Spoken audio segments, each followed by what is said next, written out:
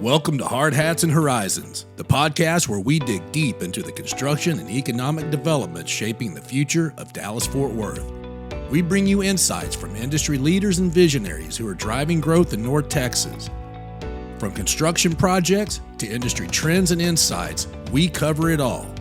So grab your hard hat and join us as we explore the people and projects shaping the skyline of DFW. Now, here is your host, Andrea Pender. Okay, Grant, thanks for coming today to the Hard Hats and Horizons podcast. I'm really excited to have you. Grant is the president and owner of H&G Systems, and we have known each other for a few years now, and I think our biggest connection was that we went to the best college there is, which is Purdue University. That's right. The University of Indiana. There you go. There you go. Well, why don't you kind of start us off, tell us a little bit about H&G, and then tell us how you got to where you're at today. So H&G Systems has been around since 1968. Forever, we were based just down the road here from your office.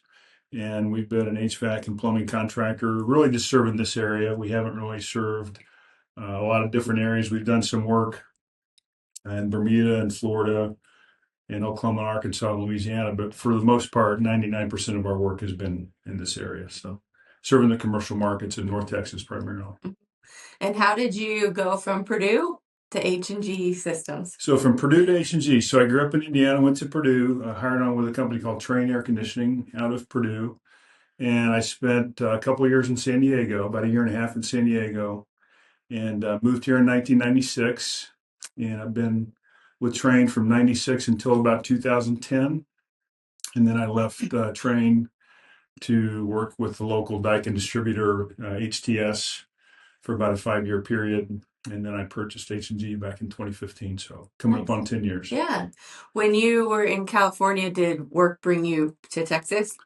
You know, I grew up in Indiana and had never seen the ocean. So I had an opportunity to go out there with Train, and I jumped on it and went out there and found out that it's really nice and mild in San Diego. It's if you've ever traveled to San Diego, you know that it's kind of a perfect climate. And that's not necessarily the best place to be an air conditioning guy. So I didn't even think about that. Yeah. When they were recruiting me out there, they talked about all the opportunity, and they've had a couple of guys leave recently. And I didn't think to ask if it was so good. Why did a couple of guys leave recently? Right. So Right. I found out after I was out there. So it was a great experience. I learned a lot, and still got some friends out there. But it was a good move to come to Dallas. I always tell people that I feel like you should move away at some point in time. You learn a lot when you don't have all your people, within 15 minutes or an hour away. I feel like that's something I feel like everybody should do at some point in time. Yeah, I didn't have anybody out there, so it was a good experience. I was kind of out there on my own and had to figure things out, and I figured some things out. And fortunately, Train brought me back to Dallas. It was a perfect time to be in Dallas. The economy was really struggling in Southern California in the mid-90s, which is when I went out there, 94. And came here in March of 96, and there were cranes everywhere, and it was a glorious time to be an air conditioning guy in Dallas, Texas. So I know when we moved to Texas, we moved here in 2007, and that everyone, the economy, it's so bad. And we moved to Texas, and same thing. We're like, nothing has slowed down. Yeah. But if you talk to Texas people, they say, what? I'm like, well, we moved here for work. Yeah. So it wasn't as bad as other places. So yeah, bad in DFW is not the same as bad in other places. Exactly. Bad in other places is no cranes anywhere. And there's always something going on. We're pretty lucky to be here. We've been very fortunate. I've been very fortunate. So. It's always interesting to see those like economic outlooks, because they'll be like, well, this is the nation, but I did a breakout for the DFW area or the Texas area, and it's like, you guys are kind of outliers. Yeah. We're like, we'll take it. Yeah. We'll take it. That's right. What are some moments or challenges that you've had in your career or in your life? Oh boy, challenges. I've been blessed all the way, but just figuring things out. Was kind of the first one in my family to go to college, so a lot of this that I've done is kind of new. I've just kind of had to figure things out along the way. It's been great to have a lot of good mentors and people to help. I know it's something that we'll come back to, I think, later, but I can't really, in the grand scheme of things, I don't know that I've had too many challenges. So I've been very blessed. Do you have brothers and sisters? I've got a younger brother. Yeah, I've got a brother that's 8 years younger. He lives in Cincinnati. Okay. We grew up in southern Indiana, Uh-huh. and he stayed kind of close to home. Did you kind of lead the way for teaching everybody what it was like and how you do it and all of that to go to college? He went to college, but he struggled in college. He had some fun in college. So he didn't make it through, but uh, It's not for everybody. yeah, It's definitely not yeah, for everybody. yeah, And I think that's an interesting thing too, because I feel like so many people you have to go to college, and you and I both love Purdue so much. I mean, yeah, so much. yeah. Where we don't have kids, but I'm like, what would I do right now? Would I send them to Purdue because I loved it so much, or would you send them to trade school? Because we can see that that's definitely something that's needed right Yeah, now. absolutely. I tell kids, young people all the time, if you like working with your hands, you don't necessarily need to go to school. There's nothing wrong with going to college, but if you really enjoy working with your hands, if you like building things, there's a lot of young kids that mid-20s with no college debt that are in a great situation, living in a really nice life, and you don't have to go to college. Mm-mm. Well, and it's interesting too, because so many of those skills we've just forgotten. Because you went to college and you didn't have to learn how to fix the car, change the oil, or build the whatever Yeah, project you're trying to build, because that wasn't, you just had to write a paper and yeah, hand it in and yeah. go to class, and that wasn't really part of it. So I think it's an interesting time, and I wish I had like a crystal ball to see where are we going to be in 10 years, 20 years? Is everybody still expected to do the college route, or is trade school back to being, the cool thing to do? I don't Yeah. know. It's interesting. Yeah, it's good to see all the investment in the CTE centers, career tech, and centers. Garland's got a phenomenal center. Arlington's got a phenomenal center. I think Birdville might have a really nice place. There's I think Plano might be working on one. That's nice. There's facilities all over. Dallas ISD did one in one of the buildings that was torn down by the tornadoes a couple, 2, 3, 4 years ago. I think that's a new CTE center for DISD, Nice. and they're incredible. If you've not visited them, you think, man, I want to do that. I went to the one in Garland a few years ago. They're building motorcycles, building choppers. That's cool. Like, can I sign up for a class? Can I come back to school? Yeah. And they're doing this everything you can imagine. It's really cool. That's So I'm excited for the state of Texas. I'm not sure how the whole country's doing this, hmm if the whole country's really behind it, but the state of Texas and our area, it's been phenomenal to see all the focus on that. I always say that I would like to have a 6-month class once a week where you just teach me how to do something else on my car. I don't want an hour lesson where you do it and you talk at me. I want to get my hands dirty. I have not found such a program. Maybe I Yeah, just need to talk to more people. yeah, I have some friends. I have a friend who she is a mechanical engineer, but on like the automotive side of things. And she's a young girl that's just recently graduated from college.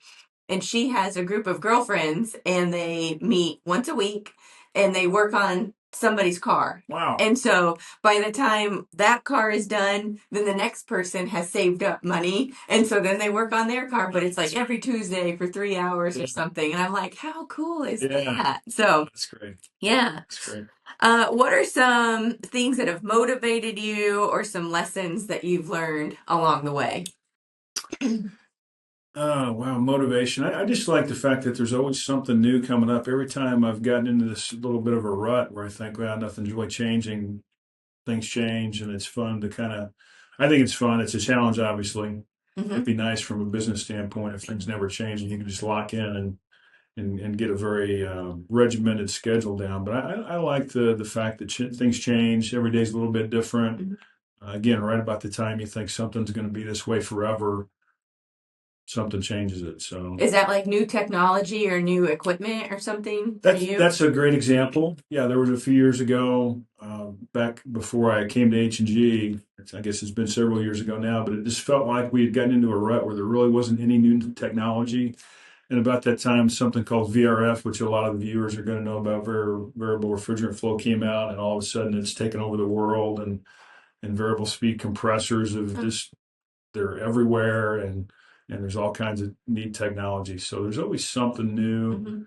And now there's a big refrigerant change that's complicating a lot of things. It's changing equipment. So there's always something new, and I've enjoyed just working through that. It's nice. Again, it's a double-edged sword because sometimes it can kind of throw a wrench in your plans, and then from a business planning perspective, it'd be nice not to have to worry about change. But I've just always kind of embraced it, and nothing I can do about it. So might as well. You can either embrace it or get out of the game. Yep. And Yeah.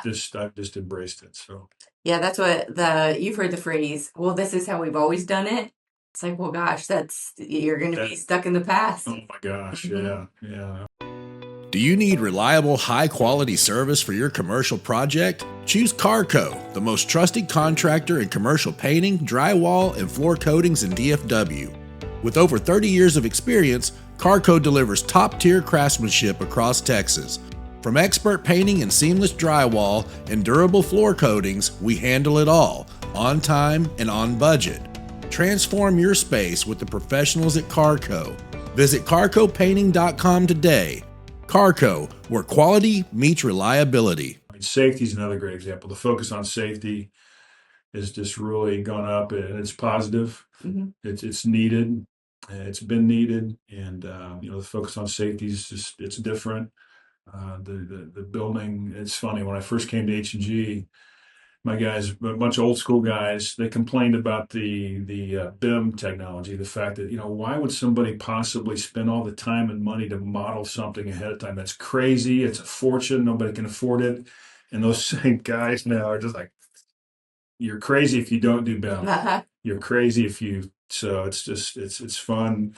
So it's not just technology; it's also kind of our processes, and BIM's a great example of yeah, it makes a lot of sense to plan it, make sure it fits before you go Mhm. hammering nails, and so One change is always scary, and especially computer programs. Like I feel like sometimes by the time you get this one down, then something new comes out, and you're like, oh man, now yeah, I have to learn a new yeah, computer yeah. program. That's right. Mhm.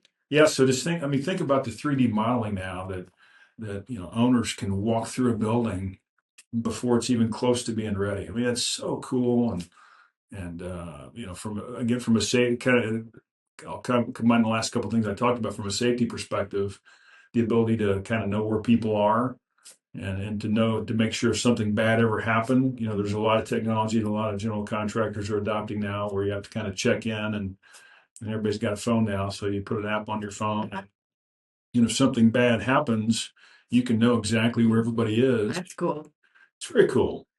It makes you wonder how did they build buildings 100 years ago or a gazillion years ago? So I can just How they do it? oh my God, it was a lot different. I can remember when I first started back in the Stone Ages, back in the mid '90s, and you would actually have to go to. I was a supplier at the time, but you'd have to actually go to a contractor's office and take giant plans and copy them on 8.5 by 11. Uh-huh.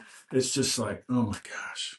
We have a guy in the office, and he said that was a pain, but he also got to know so many people because the Oh, yeah. contractor would have one set of plans, and so you had to make your appointment. You're going in and Yes. out, and you see the same people. Yeah. Yeah, so we don't have that anymore. Yeah, you lose the interpersonal relationship part of it, but still, there's plenty of reasons to get together. Yeah, I guess you have to force yourself to get together with people, but yeah, it's interesting how Hmm. things change. Hmm. So for my, I've been doing this about 30 years. What's going to happen over the next 30 years is just We it'll be the Jetsons flying around in cars, and Yeah, it'll be interesting. yeah, It'll definitely be interesting. yeah, Time only tells. yeah. That's right. Okay, so you mentioned mentorship a minute ago. Yeah. Talk to me about how mentorship has been a part of your life. So it's been great. It's from a business perspective. As I mentioned earlier, I'm kind of the first one in my family to go to college. I'm certainly the first one to own a business, and I'm very aware of the fact that I don't know everything.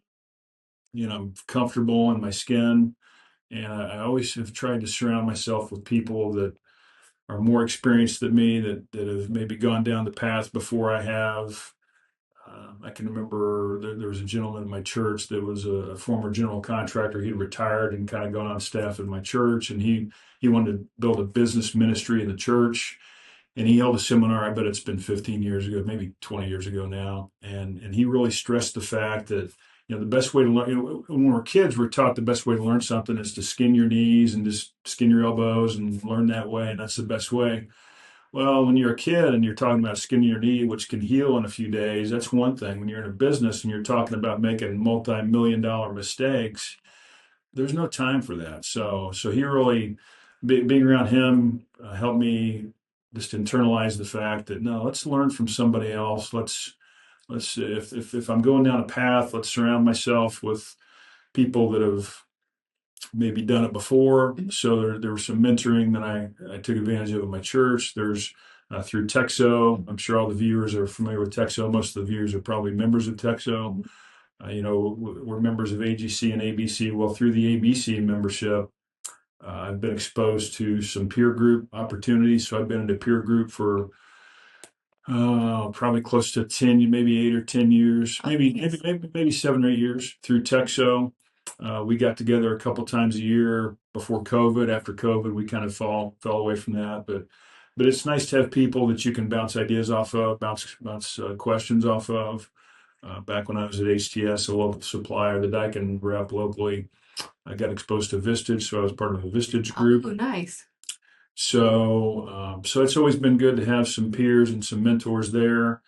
And then currently, I serve as a part. I'm a mechanical engineering grad from Purdue, and I've been for 2 or 3 years. I've been a part of their mentoring program. So they connect me with. I have one student per semester. And I've been doing that for 2 or 3 years, and then through my church, I've also been a mentor. They've got a mentoring program through my church that I've been involved with for a couple years now. So it's been fun, and I've learned a lot. Typically those are going to be younger people that are looking to me for advice, and just through those relationships and discussions, I'm reminded of so many things. So it's certainly not a one-way thing where I'm doing nothing but giving. There's a lot of that I get out of those discussions as well. So I enjoyed that. Everybody that I talk to, they always say, as a mentor, they get just as much out of it. And I can remember years and years, I'm like, Absolutely. how is this lady getting anything out of this meeting with me?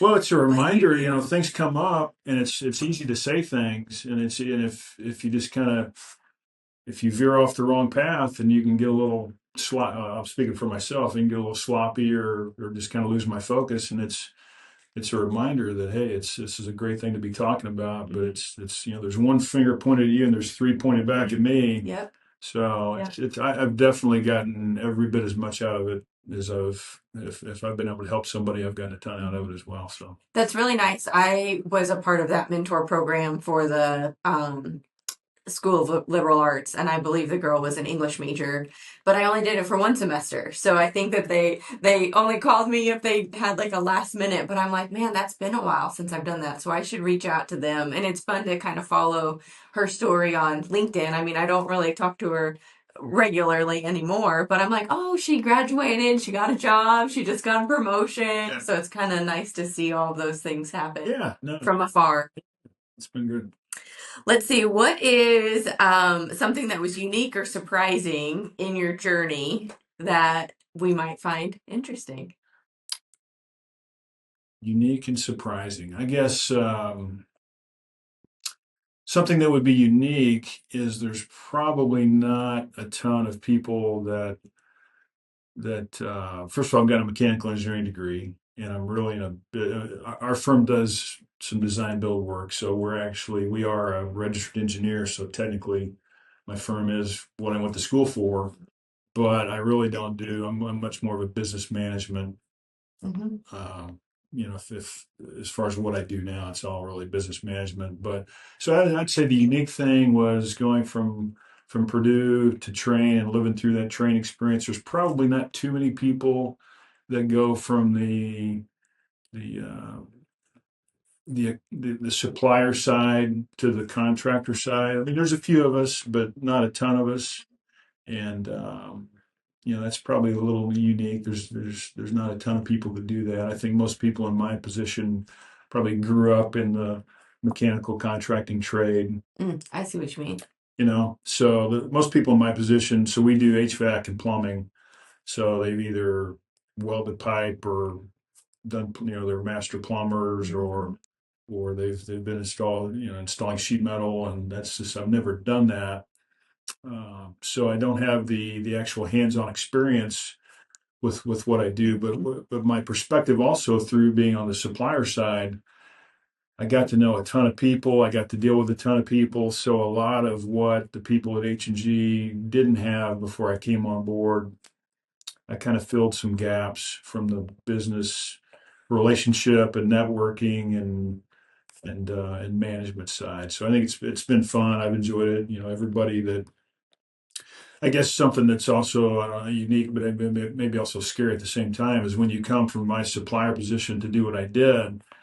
I wrote a big check. I cashed out a huge chunk of my 401k, and I kind of jumped in the deep end of the pool and hoped it was going to work and prayed a lot that it was going to work. But there's no guarantees, and it's very dangerous to do that, because when you kind of go, I put a lot of chips in the middle of the table. You have to hope and pray that your team is going to stick around, because if they don't, you've just spent a bunch of money on nothing. And fortunately, I dealt with H&G. So I moved here, I think in March of 96 is when I moved in. And I can't remember exactly when I started working with H&G as a client, but it was late 96, early 97. So, and then I came on board in 2015. So I knew them for almost 20 years. And I had some great relationships with the people.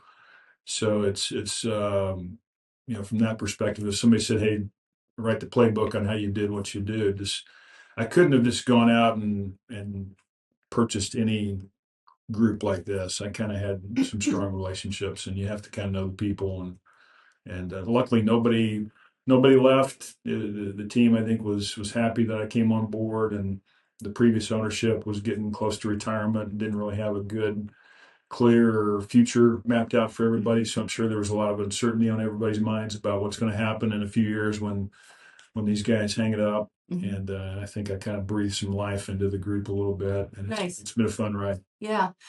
I feel like you hear a lot of kids, they go to school for X, and then they end up doing their, what they studied for, but then it's also in a business role. And so they're clueless on all the business things.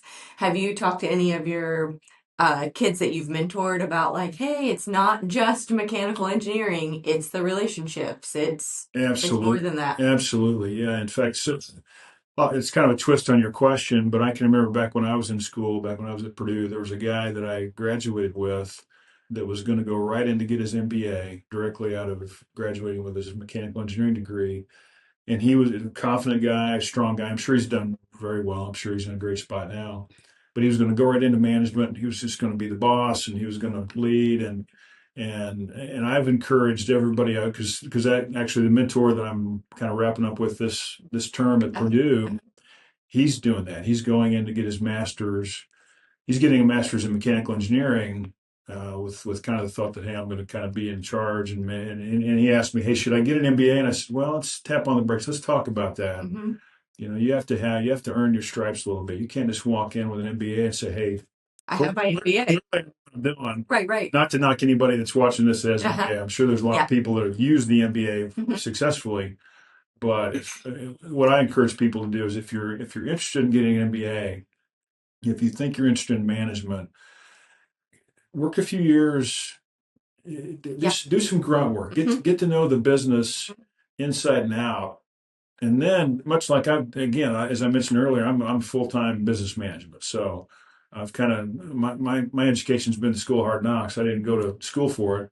But if you want to, if you go through an engineering curriculum and you decide at some point, either when you're at school or after, that you don't want to do it, I experienced that. I lived that myself. I made a very clear choice not to go into hardcore engineering, and it's been fun for me, and I've enjoyed it.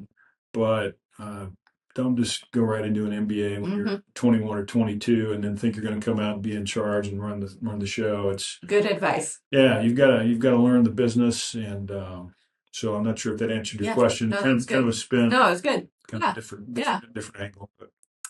Okay, so kind of talking about moving away from all our mentorship talk, which I Yeah. could talk about a lot. Let's talk about a little bit about the industry, what's going on. What are you seeing right now for industry trends? Any specific challenges that you're facing? What's going on right now? So the trends, and I'm not sure if it's a national trend, but certainly in Texas, is the data center world. It's just taken over, and I'm praying that we have enough power to manage all this. I'm going to be very frustrated in a couple of years if my lights go off at my house or my But office. there's a data center But that's there's a data working. center that's doing great. I don't want to hear that. But again, going back to one of the earlier questions about there's always something going on, and you can either embrace it or be driven nuts by it. The data center world, it's great. It sucks up a ton of resources, not just power, as we talked about, as I mentioned, but also just labor resources. It's a ginormous suck of all the labor. It's really no different than when the oil rigs get going, and all of a sudden our welders decide to move to West Texas. Mm-hmm. It's kind of similar to that. It's just a ginormous pool, but we just have to embrace it, and we have to work with it, Mm-hmm. and go to more. We talked about trade schools. Make sure you have good connections with the various trade school opportunities, and bring people in, and then continue to train your own. Mm-hmm. It's something else that's super important. This isn't on the question list, but is that where you find most of your people are at trade schools? We Like find a for lot. training? We find a lot through high schools that have the CTE facilities, Okay. and a lot of times they'll have either welding or air conditioning focused curriculum Mhm. that they'll have some kids go through. And then there's also some other trade schools that we work with that And provide some people too. and then you can get those, I don't know, can you get those kids right out of school and they can immediately start working on projects and So not everybody's the same. Some people get it pretty quickly, some people don't, Mhm. but they certainly have some level of training. Mhm. And then we also do some local training at the CEF facility Oh, nice. out at, on the border of Coppell and Grapevine. Uh-huh. We have some people out there. So I think just, we do the best we can. And obviously we try to get some experienced folks as well Mhm. and try to retain them. We have a pretty good record of retaining people. That's great. Yeah, Mhm. so you can't have all new people. You Right. got to have some chiefs telling the Indians what to do, Exactly. and I think we've got a pretty good team. But yeah, the big trend would be in my mind, the data center world is a huge pull, Mhm. and but it's a good thing. Mhm. It's a Mhm. good challenge to have to deal with. Right. Yeah, Right. It could be no grains. It could be no that's data right. centers. That's right. That's right. That's right. Do you have any sort of actionable advice for any of our listeners who may be in your similar field? Actionable advice. Wow. Or Uh, maybe advice for kids coming into the industry, or maybe people who are kind of new to the industry, however you want to take that one. yeah, that's a great question. So I think there's lots of technology. We've talked earlier about some of the technology. Hmm. I think when we've gone out to some of the local high schools and promoted the trades, there are some children that are brought up clearly that say, "Well, I've got to go to college. I've got to be a doctor, lawyer, Hmm. Yep. engineer, Yep. accountant. And if I don't do that, I'm a failure. And it's not. I'm not. My parents aren't going to be happy." And Uh-huh. that's just crazy talk. I mean, again, And if you like working with your hands, you could be the smartest person in the world. You could graduate at the top of your medical school class. I guess medical school, if you like working with your hands, you could be good. So yeah. that's not great. But an attorney, for example, Hmm. you can go to law school, and if you like working with your hands, you're going to be nuts. Yeah. You're going to It's go gonna be nuts. miserable. It's going to be miserable. Hmm. Yeah. So I think try to find what you as early as you can. Try to find what you really enjoy, I like that. and it's hard. As you're a kid, if you grow up where I grew up in a small town in southern Indiana, there's not a ton of opportunities. So your first crack at it, maybe you miss, maybe you swing and miss. I think I want to do this. I had some teacher in high school that I enjoyed, and I liked their class, and I'm going to do that as a major. Well, that's maybe it doesn't work out, right? So, but I've got a couple of children, and I stress with my kids and all the young people I can talk to that if you find something you enjoy doing, Hmm. the money kind of takes care of itself. There's a lot of people making a good living doing a lot of different things. You don't have to be a a construction person to make a good living. You don't have to be a doctor, lawyer, or accountant, but find something that you enjoy doing, and you can generally make a good living. Not always. I mean, if you working with your hands, if you enjoy working with people, you can do very well in construction. If you enjoy technology, well, it's I don't want to dig ditches. I don't want to install ductwork. Well, there's lots of technology. I mean, there's lots of people doing very, very, very well that are just doing technology all day long. I mean, we have a BIM team, our CAD BIM team. There's some people doing very well. It's interesting for the people that aren't in the construction world when you start saying, "Oh yeah, we hire IT people. We Yeah, have a marketing team. yeah, We have," and they're like, "What are you talking about?" It's yeah. like, well, not everyone's putting bricks on a wall. Exactly. It takes a Yeah, whole lot that's more than right. that. That's right. It's so funny that they just think buildings sometimes just poof, they pop out of the Yeah, ground and it's just magic. And yeah. they don't understand everything. It takes a whole company, accounting to That's right. everything. That's Yeah. right. Yeah. Yeah. I have several friends who they were working and then took a little career break to start families and then they're wanting to come back and I'm like, I try to pull everyone in. I'm like, you could be on a marketing team or you could do this or maybe you could be in the accounting department. So I feel like there's an opportunity for everybody Absolutely. Absolutely. in our world over here. Absolutely. There's lots of members. I mentioned Texo earlier. There's lots of members of Texo that are attorneys and accountants and have great relationships. You talk about the mentoring approach. We've been with the same accountant group for over 30 years, and there's some great mentorship that I've experienced from them on how to handle things that are new to me. Nice. So it's been good. Yeah. Yeah, Yeah. it's been real good. What's something that you're passionate about with your job, and what are some of your future goals? So passionate about what my job. I just enjoy helping people find the right spot.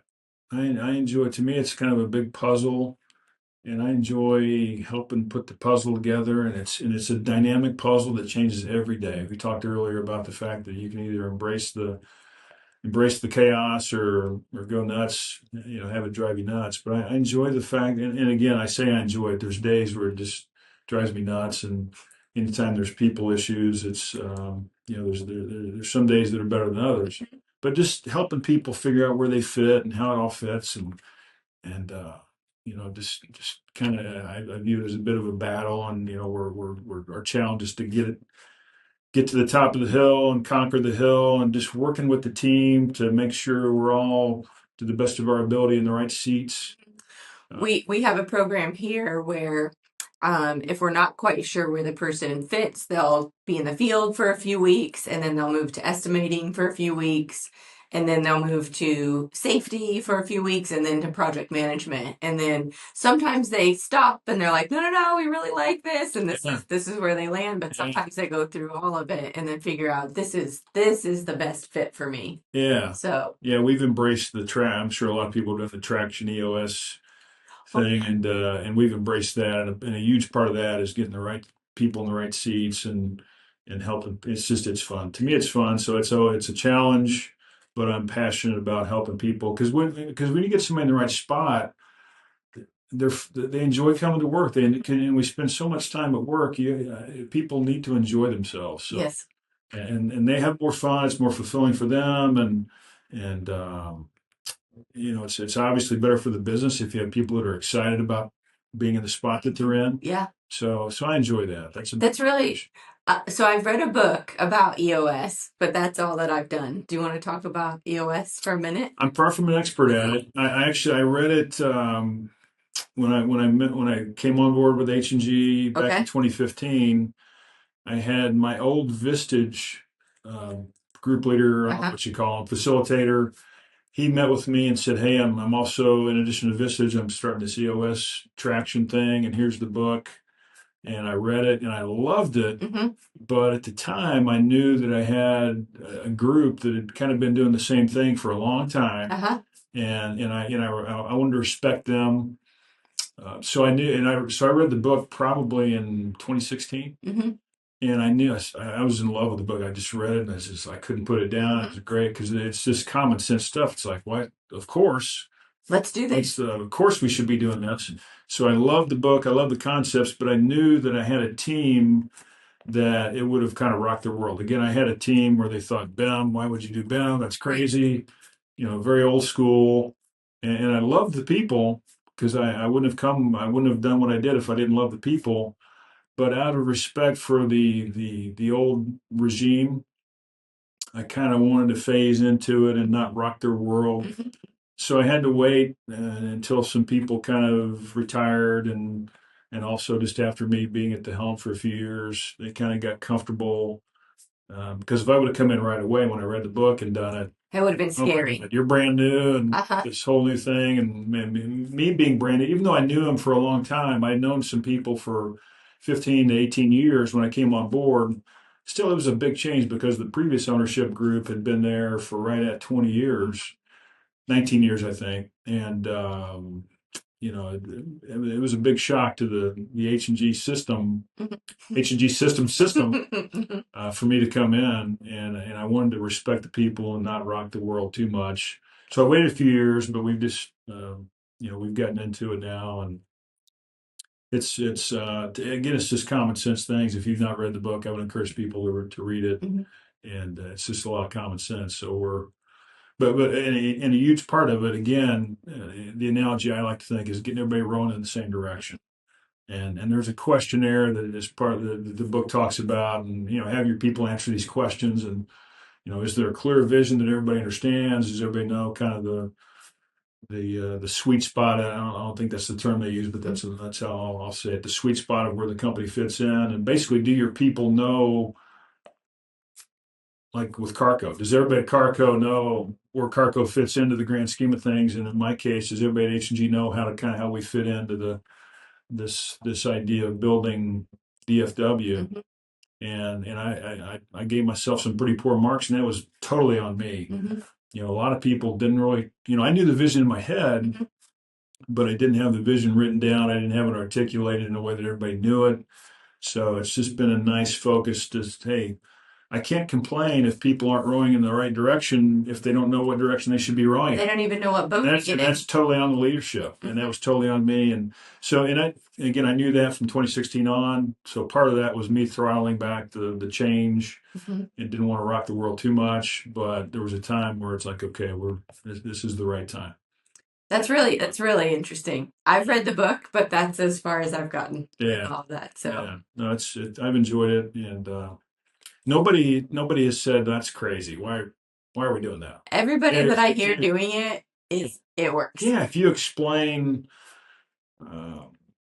unless, and this may be a bit negative, but unless you're the type of person that wants to be in a great big organization, just kind of hide and not really, if that's your thing, you don't want to be an attraction organization, because it's about accountability. Everybody has something.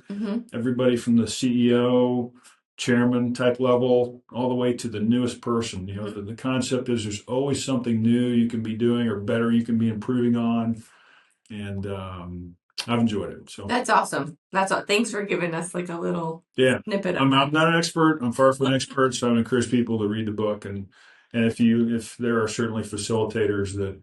If somebody wants to have somebody, I'm not a paid advertiser for Track EOS, but if you want to have somebody come in and facilitate that, I know they have an army of people that would be thrilled to come into any organization and help them out. So. Yeah. What about goals?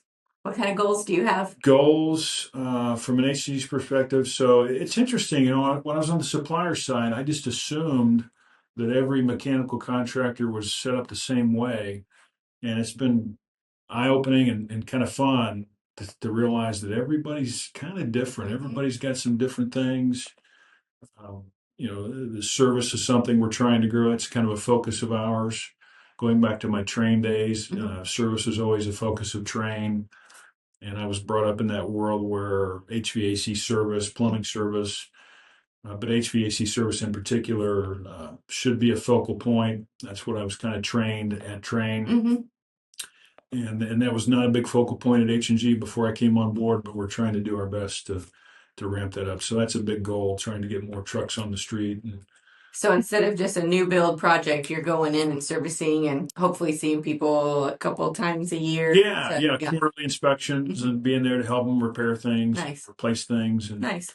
yeah, it's certainly, there's some very successful mechanical contractors that are out there that don't do service, and because they don't want to mess with it. Because when you get a call at 11 o'clock on a Friday or Saturday night, or 11 o'clock p.m.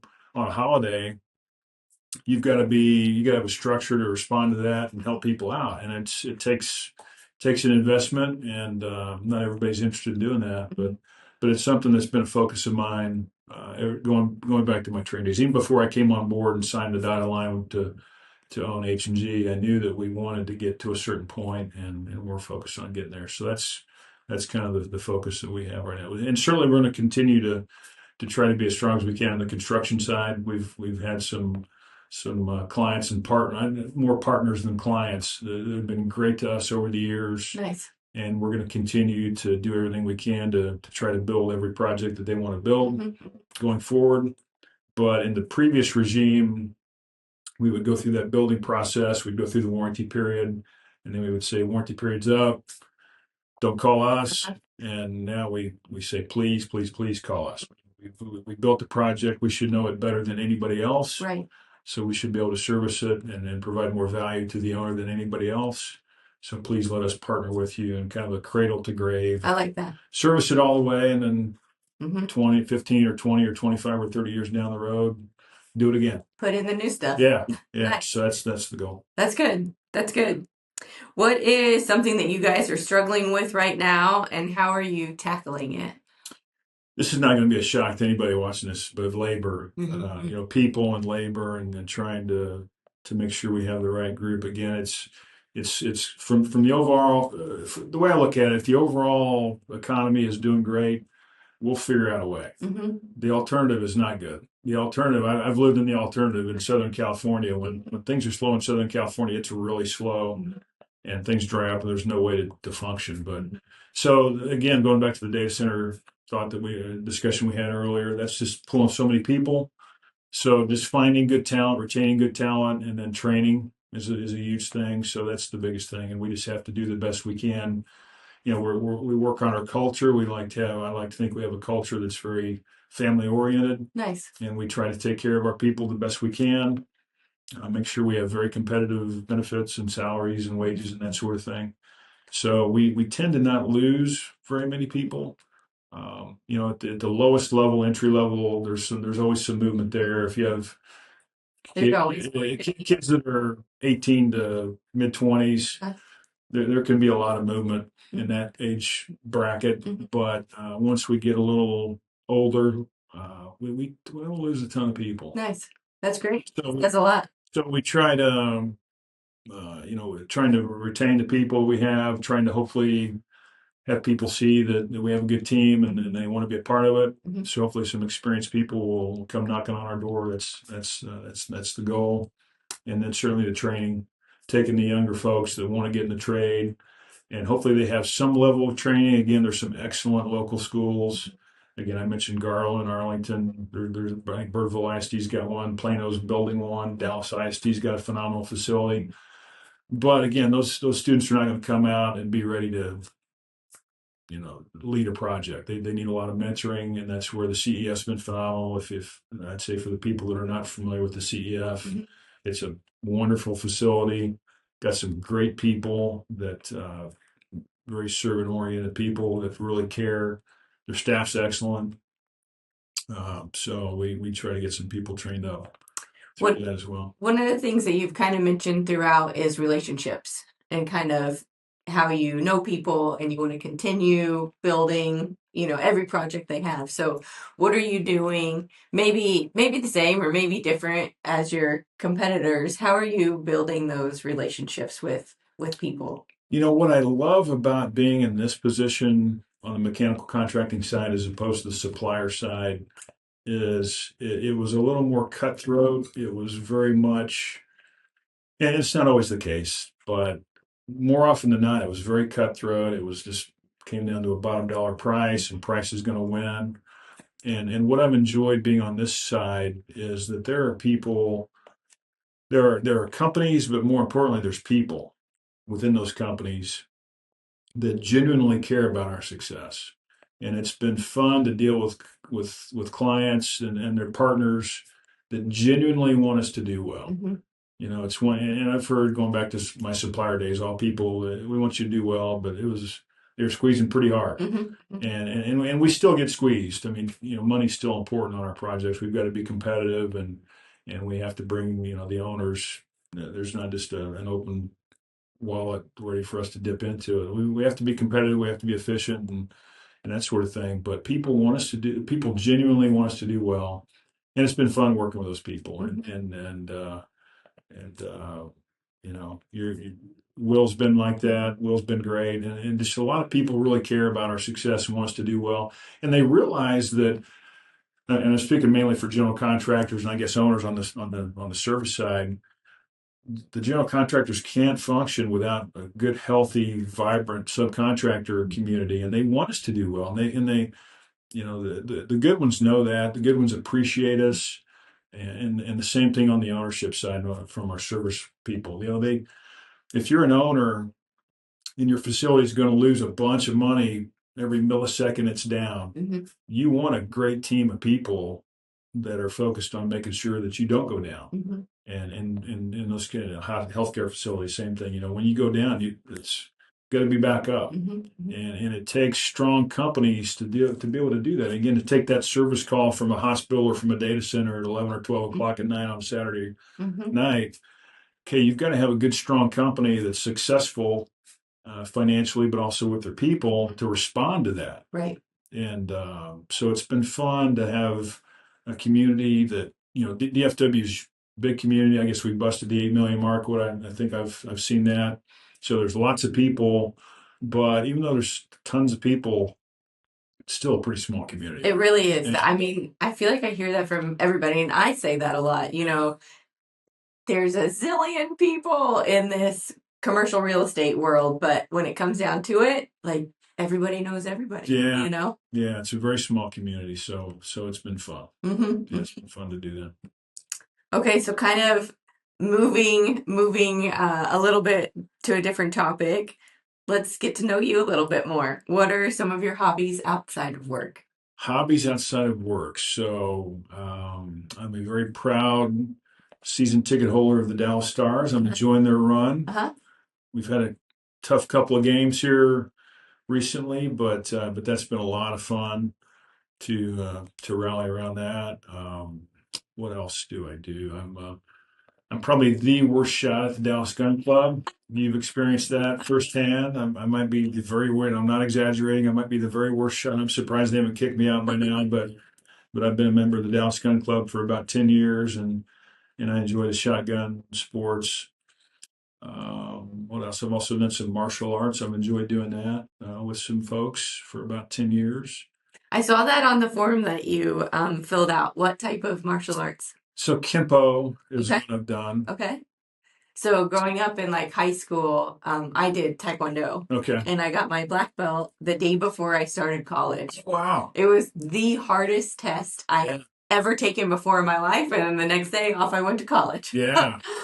Yeah. No, they don't just give you the belts. You have to kind of earn them. Mm-hmm. Oh yeah, you are very much earning those things. Yeah. I have a titanium plate in my head that may have come from an injury in one of those tests, but I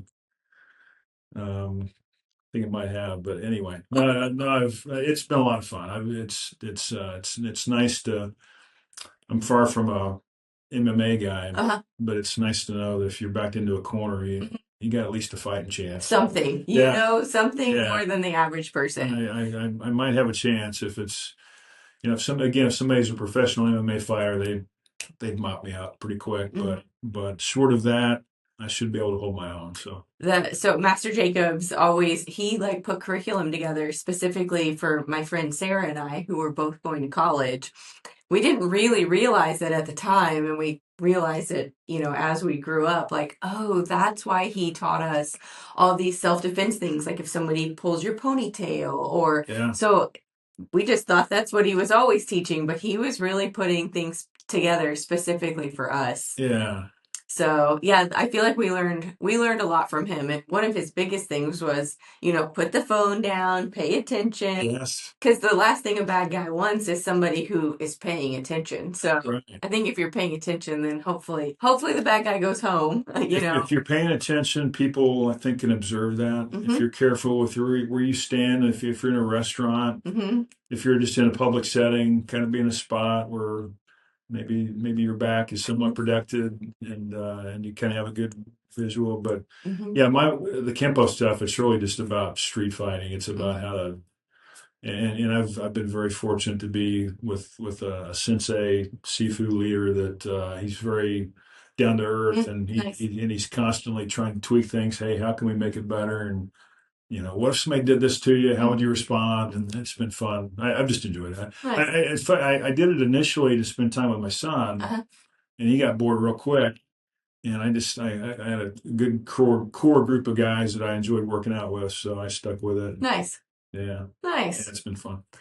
What is a defining moment or a philosophy that you live by? Wow, great question. Defining moment. I would say when I went when I went from Train to HTS. Train's a wonderful company. I got to the point where I knew I wanted to be doing more than what I was doing with them, and I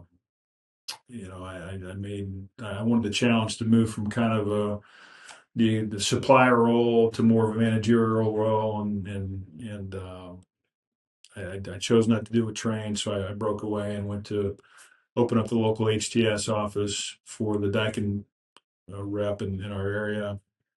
I was just killing myself. I was working a lot of hours. Working 70 hours was probably a slow week. Oof. Really, That gets old. That would have been a slow week for me. And I was actually getting to the point where I was physically wearing down. I thought I had something. I thought I was sick. I thought I was maybe dying. I went to my doctor and said, I've never felt like this.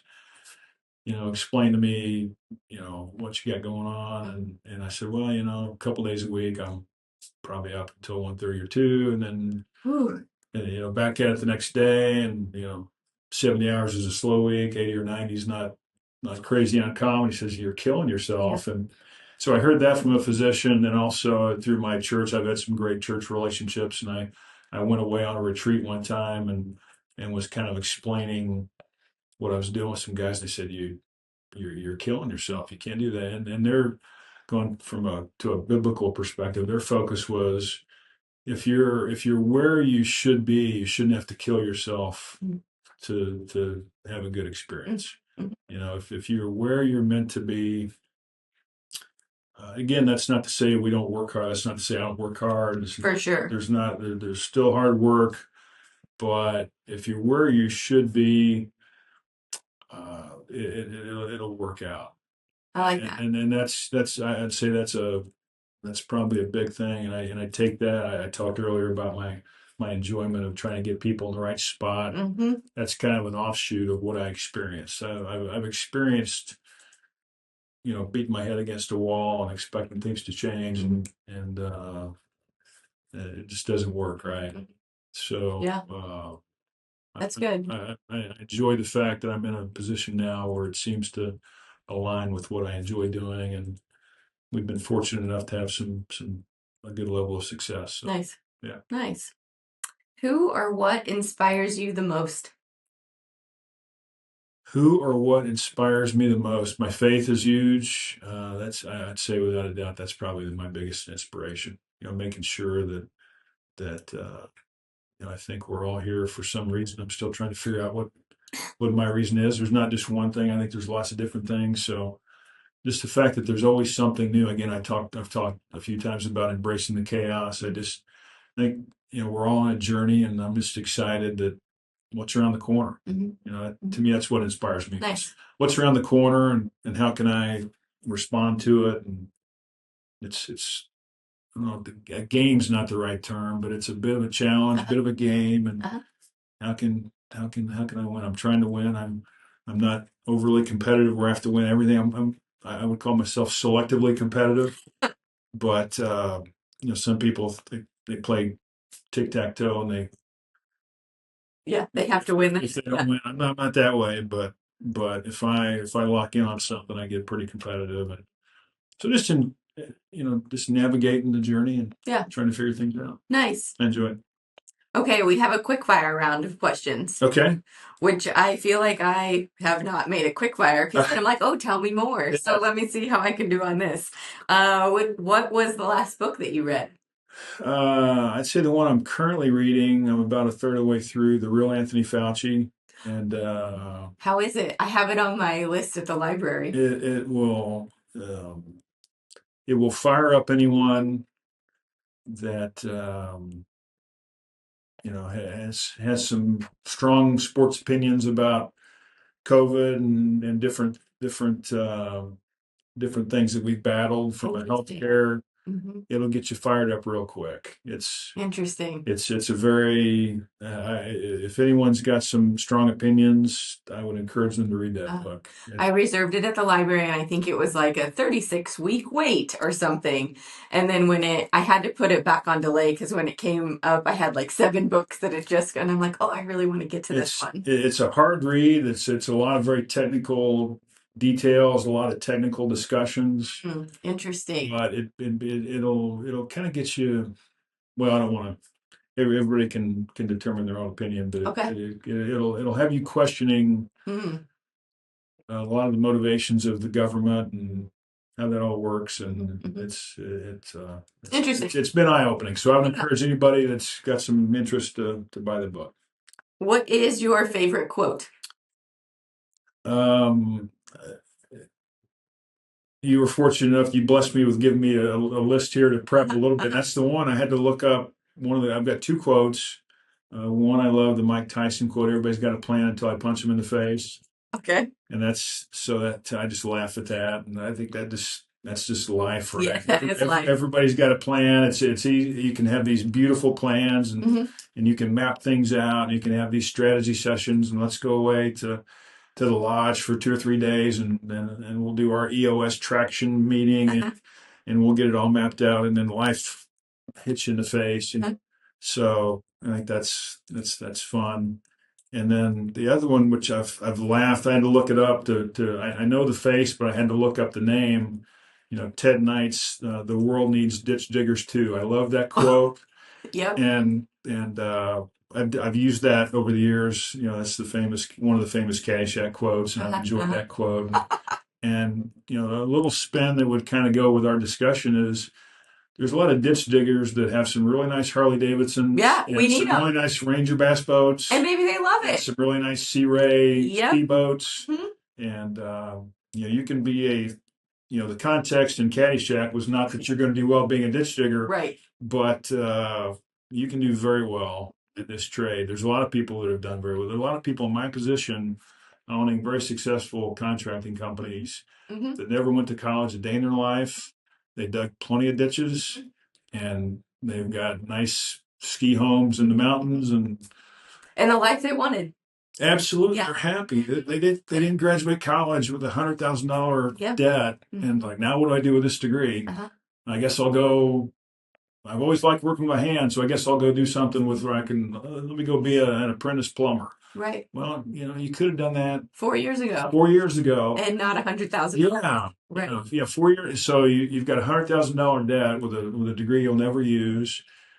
Those same kids that you graduated with, everybody's different. Some people want to be leaders, some people don't. But if you've got leadership skills and you want to be a leader, there are people 4 years out of college, out of high school rather, that in today's economy are probably making,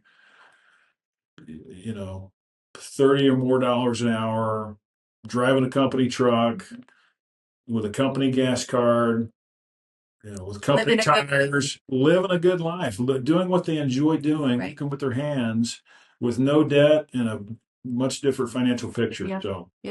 So we need more ditch diggers. I like that. That's good. What is a skill you would like to learn? So I went to college. I've got an engineering degree. I've kind of done. It's not been hardcore, but I've been a licensed engineer forever. So I've kind of loosely followed my engineering path. Again, our firm, we do some design build work, so we're technically an engineering firm, but 99.9% of what we do is construction related. But I've never really taken the time to do any artistic things. Okay. So I think you've got some artistic things you do. I'm not sure if guitar is something I'll do, but maybe learn the piano, learning. Okay. I can remember when I was a kid, I wanted to get a saxophone, but we couldn't afford a sax, so I didn't get it. Didn't get to do it. You just do it. I just want, so certainly I need to do it, but certainly as I wind down and as I focus less on the business side of things, I will ramp up my artistic side. Nice. My wife and I have had season tickets to the symphony at the Meyerson and to Bass Hall. So there's a side of me that's enjoyed the artistic things and it is a completely different side of the brain than what we use. And it's frustrating at times. Like, why can't I do this? And then something happens and it magically works. Yeah. There's a part of me that has always enjoyed that. And okay, I'm gonna hold you to this. Yeah, I look forward to maybe I'll be in a band one of these days. What is the favorite city you have visited? Favorite city I've visited. I've been blessed to travel a fair amount. Love Vancouver. I think that's one of the most beautiful places in the world. Love Vancouver. If you like the mountains, if you like salmon, and Whistler's just up the road. I've been to Whistler a couple times and went skiing once and actually rode a bike from downtown Vancouver to Whistler. Oh wow, that's cool. That was a beautiful ride. Yeah, it's about a 70-mile ride, and yeah, that was a beautiful ride. So Vancouver, I love Vancouver. Love San Diego. I lived there, for about a year and a half, 20 months, I guess, right out of college. Had the good fortune to be able to go to did a combo visit. I've been to London 2 or 3 times, but I've never been to Paris. So I did a combo trip a year and a half ago with my son. Went to London, took the train to Paris, and it was a wonderful experience. The train, there's a little part of the two countries where they're only about 20 miles apart. And I'm sure I was looking at my phone and just distracted, and I was waiting for the big announcement. Hey, we're about to go under the water, and then I heard, hey, we're approaching the Paris. It's like, wait a minute, when did this happen? When did we go under? So it's and you're moving a gazillion miles an hour, so you're not under water very often. But Paris, I don't know about your experience or about the viewers' experience, but it seems like we've been our generation has been brought up thinking the French are bad, the French hate Americans, and they were some of the nicest people. In Paris, have you been to Paris? Paris is a wonderful city. It's very easy to get around. The subway system is very friendly. It's very walkable. And I thought Paris was just a wonderful time. So I enjoyed Paris a lot. When we went to Paris, we did, I can't remember, 9 or 11 days just in Paris. Oh, wow. And so we knew where to eat. We knew what metro stops to go to. I remember a few days in, people asked us for directions and we could actually get them where they wanted to go. That's great. And before we went, we kept hearing, if you attempt to speak French, they will see that you're struggling and they will speak English to you. And they said, but if you go in acting, oh, I'm an American, you have to speak English.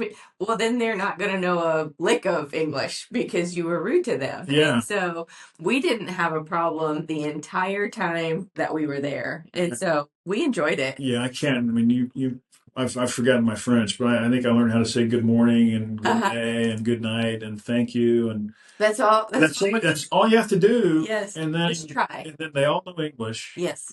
And if you make an attempt, they love you. And then I went up to my son and I went to Normandy, and everybody knows English in Normandy. I mean, the Americans are royalty in Normandy.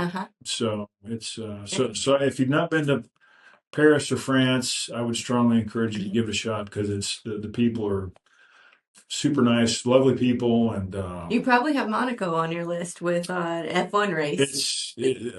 Monaco is definitely going to happen at some point. I'm going to drive the streets of. I'm going to rent a Ferrari. I'm going to rent a red Ferrari. I love it. And drive the course. I've never been there. I'm not sure. I think some of those streets you can actually drive. Most of them you can drive. Yeah. So I will be in before they plant me. I will be in Monaco in a red Ferrari driving around. There's no doubt.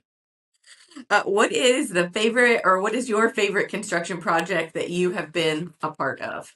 So, favorite construction project, I would say without a doubt, there's one called the National. It's 1401 Elm downtown. It's Uh-huh. the National. It's the Uh-huh. one if you're downtown at night, it's got the vertical stripes on it. Hmm.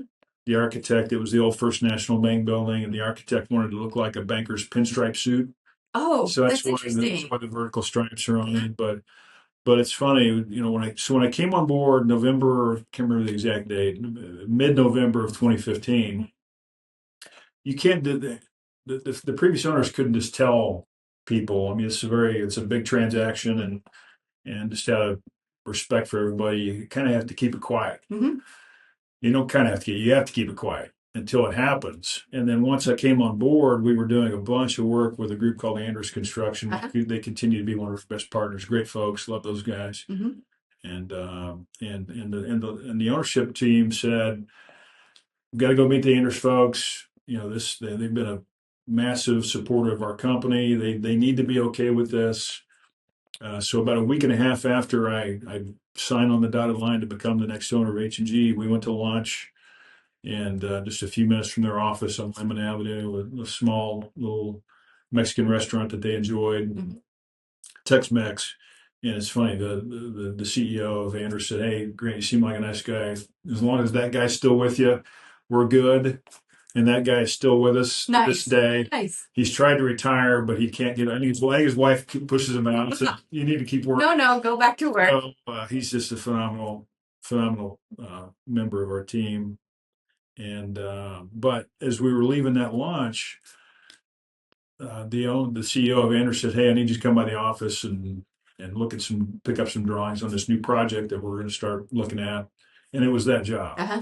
And it was a massively complex job. I'm far, some of the viewers of this podcast are going to be on the general contracting or developer side, and they're going to know stuff about the transactions that I'll never know because I've never been in them. But it's my understanding that a lot of these transactions might involve a couple, two or three different ownership groups. And there's always some complexities of how they all relate, because if something ever goes south, they all want to be the first one to get their money. Uh-huh. And in the case of the National, it involved 6 or 7, I think, Oh, wow. ownership groups. Uh-huh. Lots of different, tax credit groups, and then you sell those tax credits to a company, and they have their attorneys and then and you got the mezz loan, and you got it's just lots of different groups jockeying for position to make sure that they were on top if something went south. And the job took about 3 years to really get going. And it kind of stopped. It started and stopped and started and stopped. And I can remember there was a Christmas I'll never forget. I don't do it anymore, but I used to take Christmas baskets around to customers. It's a great, because I didn't get out and see everybody as often as a lot of our field people did. So I would take these Christmas baskets out, and I took a Christmas basket out right when it was supposedly close to moving forward. And I luckily I caught the ownership representative, and he says, "Oh yeah, it's going to be great. It's going to kick. The financing is going to be nailed down here in just 3 or 4 days. It's going to be great. We're going to be going forward." And about a week later, they killed the job. Oh. They canceled. They said, "Hey, it's falling apart," Huh. and and that was devastating. So we had a bunch of people that were already down there doing some work, Oh, boy. and we had about 20 people that right before Christmas we had to say there's nowhere for you to go, Oh, and that boy. was super Yeah. painful. And then luckily one of the ownership groups that's been extremely good to our team, Todd Interest, came in and got involved, and Sean Todd and his team, and took the job and enabled it to actually get built. Mhm. So we're super thankful to the Anders team for bringing us into that, and Sean and his team for pushing over the finish line. So just all the pain with getting a job, and these jobs, we don't just bid them once and all of a sudden they happen. And there's some complexity with every job, but the added level of complexity with that one, and the starts and stops, and the first ownership team was investing some money in the facility to do some work. So Andrews and our team were down there. Some very subs were down there doing some work, And part of that was to get the industry excited and say, "Hey, see what's happening. You don't want to be the last one to the party here. You better jump on the bus here while there's still room."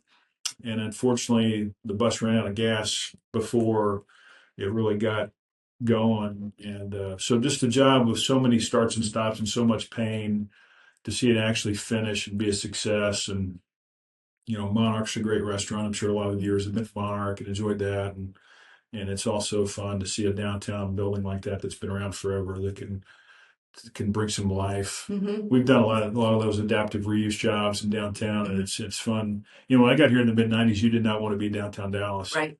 after dark. Late at night, there was nothing good going on down there. And we've got a long way to go down there, but we've come so far, and it's fun to see those buildings to kind of get some life breathed back into them. And it's fun. So that one, just because of all the starts and stops and the fact that it was a successful job. Nice. That's by far the most. That's my favorite. So awesome. Yeah. Well, I think that pretty much wraps it up. Unless there's anything else have I missed anything that you want to include? No, I don't. And in the show notes, I will put your website, your LinkedIn. Is there anywhere else that people can connect with you at? I need to get some coaching on. We need to be better at that. But yeah, our website. We're in the process of updating our website. So hopefully that'll be done here in the not too distant future. Okay, perfect. So if somebody looks at our website, hopefully they'll look at it again in a few weeks, and there you go. It'll be cleaned up a little bit. But no, it's been fun. I've enjoyed the opportunity to chat. Awesome. Thanks for coming in. I appreciate it. You bet. Yay.